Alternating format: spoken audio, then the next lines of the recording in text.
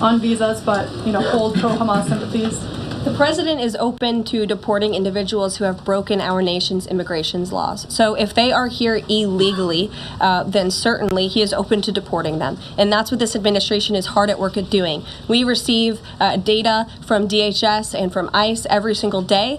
From what we hear on the ground, ICE agents are feeling incredibly empowered right now because they actually have a leader in this building who is supporting them in doing their jobs that they were hired to do, which is to detain, arrest, and deport illegal criminals who have invaded our nation's borders over the past 4 years. That's what the president is committed to seeing.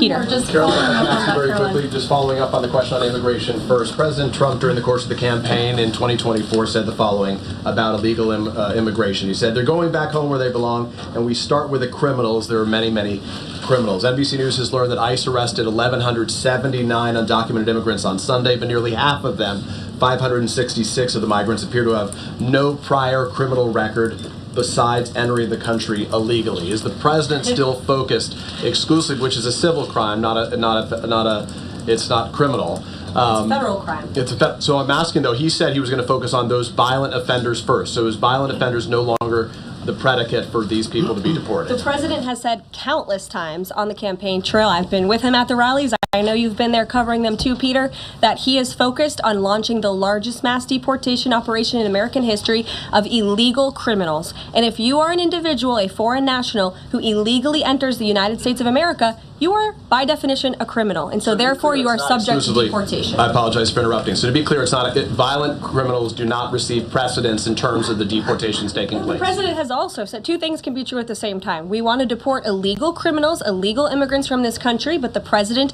has said that, of course, the illegal criminal drug dealers, the rapists, the murderers, the individuals who have committed heinous acts on the interior of our country and who have terrorized law-abiding American citizens, absolutely, those should be the priority of ICE, but that doesn't mean that the other illegal criminals who entered our nation's borders are off the table. Understood. Then let me ask you a separate question about the confusion that still exists across the country right now as it relates to the freeze or the pause as it's described.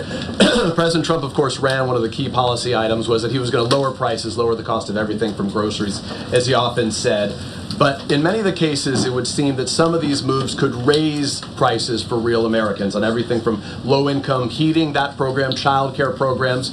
Will nothing that the president's doing here in terms of the freeze in these programs raise prices on ordinary Americans? What particular actions are you referring to that I'm would... referring to LHEAP right now. That's the low-income heating program, for example. We can talk about... There's no clarity, so I could refer to a lot of them. We don't know what they are specifically. Can you tell us that LHEAP, that LIHEAP, is not one of those affected? So you're asking a hypothetical based on programs that you can't even identify. Well, I just identified. What I can tell you just to be clear, since you guys haven't identified, let's do it together, just for Americans at home.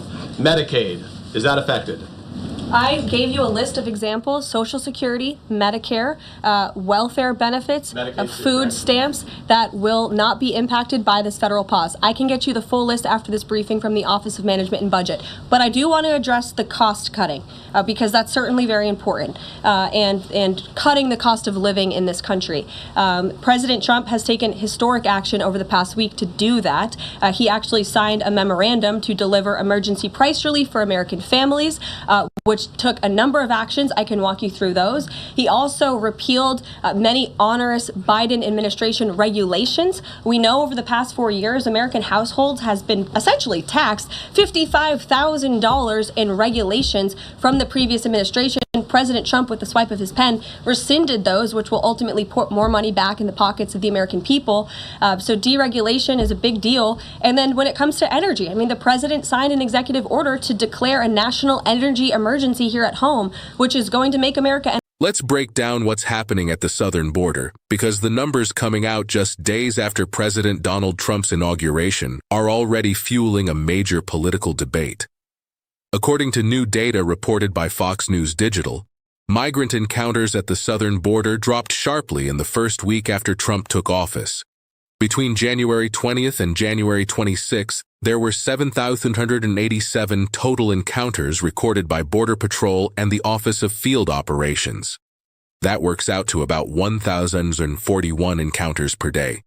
Now compare that to the final week of the Biden administration, from January 13 to January 19th, when there were 20,086 encounters, averaging 2,869 per day.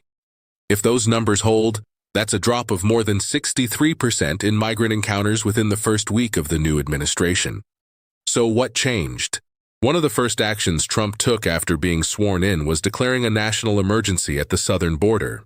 His administration also moved quickly to order the expulsion of migrants without the possibility of claiming asylum and shut down the CBP One app, which had allowed migrants to schedule appointments at ports of entry and enter the U.S. under humanitarian parole during the Biden administration.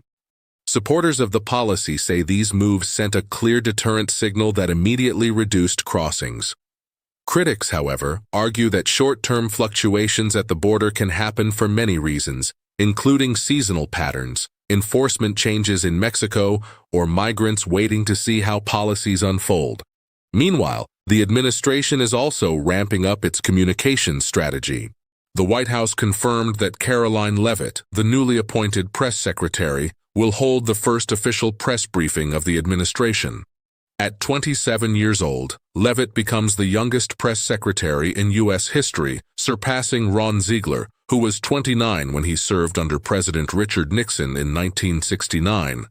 Since the inauguration, Trump has already been on a major media push, including a White House interview with Fox News host Sean Hannity and appearances while visiting states dealing with natural disaster recovery, including North Carolina and California.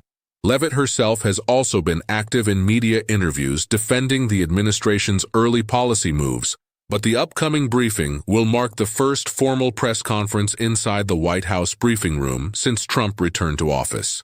The big question now is whether the initial drop in border encounters continues in the coming weeks, or whether the numbers stabilize as migrants and smugglers adjust to the new policies. Either way, immigration is once again shaping up to be one of the defining issues of the new administration's opening months in office.